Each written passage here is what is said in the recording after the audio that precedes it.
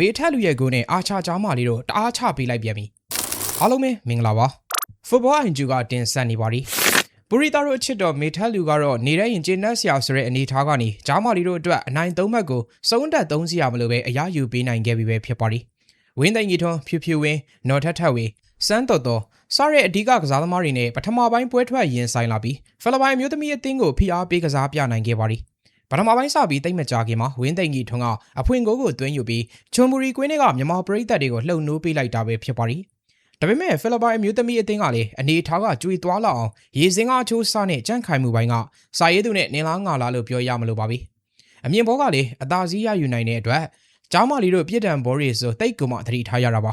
ခြေပါကိုကိုလည်းအမြင်ဘောအသာစီးရယူပြီးဂိုးသမားရှန်ကြတာကိုအခွင့်ကောင်းယူပြီးခြေပါကိုသွင်းယူနိုင်ခဲ့တာဖြစ်ပါသည်